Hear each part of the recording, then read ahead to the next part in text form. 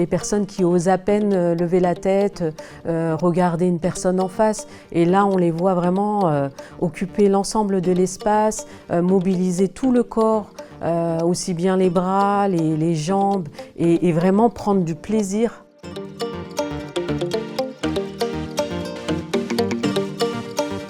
Bonjour, je suis Fatima Le Griguer-Attig, je suis psychologue clinicienne et je vais vous proposer de vous expliquer quelles sont les approches que l'on propose au sein de notre unité. On propose un accompagnement à la fois en individuel mais aussi en collectif.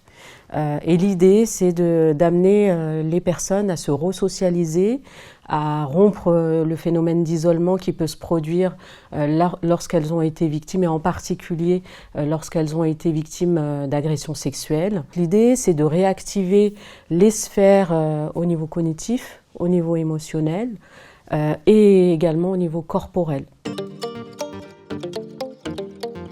Il y a nécessité de parler et de verbaliser autour du traumatisme que les personnes ont vécu. Donc ça va se faire en thérapie individuelle, et bien souvent on utilise des thérapies centrées sur la régulation émotionnelle comme le MDR, comme les TCC. Le MDR, c'est une thérapie centrée sur la régulation émotionnelle qui va traiter le trauma et les images traumatiques. On peut proposer également l'ICV, donc intégration de cycle de vie, qui peut être une approche intéressante dans le traitement d'un ou de plusieurs traumas. On propose également donc les TCC qui vont agir plutôt sur les phobies, sur les troubles obsessionnels compulsifs aussi, et puis également sur l'anxiété. C'est important de pouvoir le proposer, et en fonction de la sensibilité de chaque personne, on va faire plus ou moins telle ou telle proposition.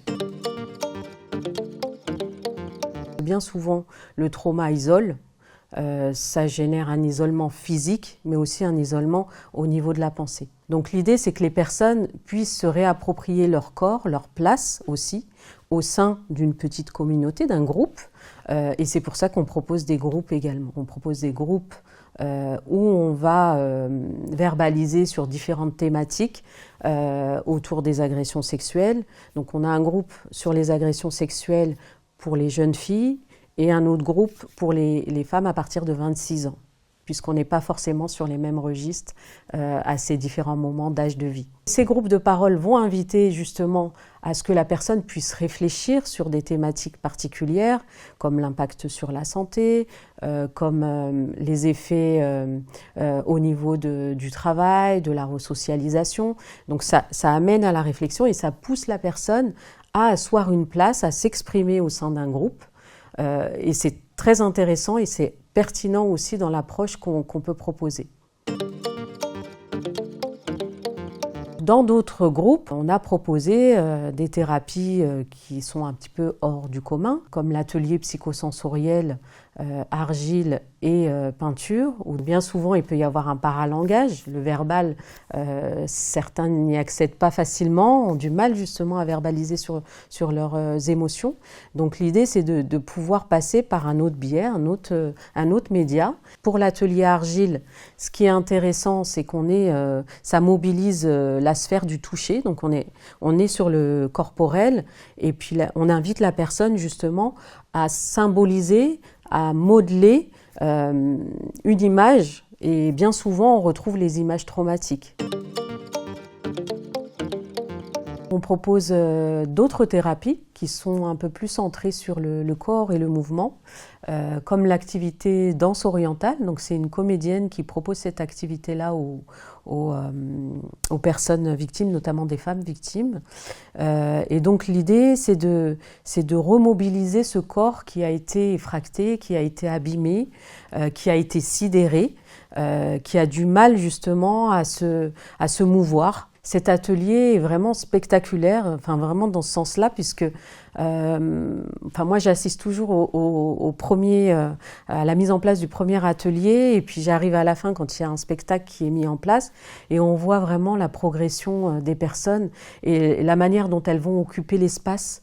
Donc des personnes qui osent à peine lever la tête, regarder une personne en face, et là on les voit vraiment occuper l'ensemble de l'espace, mobiliser tout le corps, aussi bien les bras, les jambes, et vraiment prendre du plaisir à cette activité. Donc on est également sur le registre de la réappropriation des émotions et de retrouver aussi du sens à sa corporalité et aussi à sa vie. Donc ça permet aussi de se projeter, ça permet de rendre vivant des personnes qui disent bien souvent j'ai l'impression d'être morte, j'ai l'impression que mon corps c'est plus le mien. Donc ça permet à ces personnes de réhabiter leur propre corps. Il y a l'atelier boxe aussi. Donc on propose aussi la boxe thérapie. Donc là avec des boxeuses professionnelles. Il y a beaucoup de choses qui restent enfermées à l'intérieur du corps au moment d'une effraction traumatique. Le fait d'être sidéré va entraîner aussi une abrasion au niveau des émotions et empêcher justement des émotions de s'exprimer. Et au fur et à mesure du travail en individuel, il peut y avoir la mobilisation de certaines émotions. Donc l'idée, c'est de se dire que ces personnes-là, elles peuvent aussi éprouver de la colère vis-à-vis de ces personnes-là. Et puis c'est aussi un élément thérapeutique pour nous, c'est activateur de pouvoir travailler sur le registre de la colère. Et que cette colère puisse s'exprimer aussi, mais de façon contrôlée, pas à l'égard d'un tiers à l'extérieur.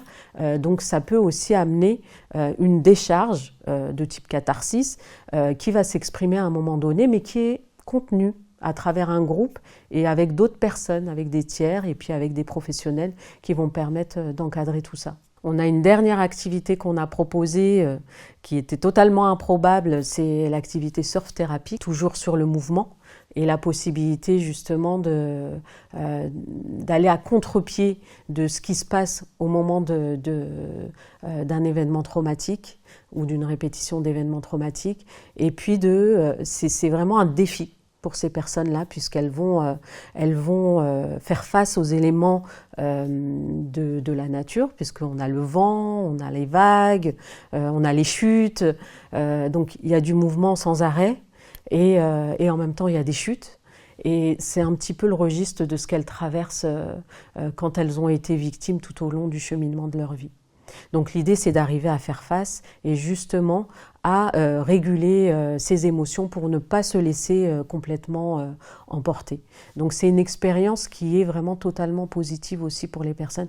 Et pour moi, c'est un tout en fait de travailler à la fois la sphère corporelle, la sphère émotionnelle et puis les aspects cognitifs. Est-ce qu'on guérit vraiment ? Ça, je ne sais pas, j'ai pas forcément la réponse, même en tant que professionnelle, mais je pense qu'on va vers le mieux-être pour ces personnes-là. Nous, notre objectif, c'est que les personnes puissent aller vers des objectifs de vie, se réapproprier justement leur espace, avoir un environnement familial, amical, social, et aller progressivement vers le cheminement de la vie pour tout un chacun. Après, je leur dis que la vie, c'est jamais simple pour tout le monde et qu'il peut y avoir des creux de vagues, ça peut remonter, mais l'idée, c'est que ça aille pas trop bas et que ça aille pas trop haut non plus. Voilà, qu'on arrive à trouver le juste équilibre pour avancer. Il y a très peu d'unités comme la nôtre, où les thérapies sont gratuites, voilà, prises en charge par le système public.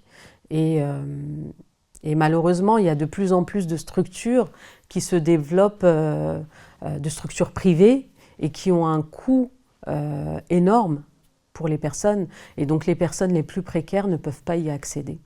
Moi, mon objectif, c'était que les personnes précaires puissent avoir aussi ce type d'accompagnement et qu'ils puissent se sortir justement d'années de violence, d'événements traumatiques répétitifs, et puis d'espérer aussi de créer aussi de l'espoir et de rompre avec cette chaîne traumatique, puisque bien souvent, il y a aussi une transmission transgénérationnelle.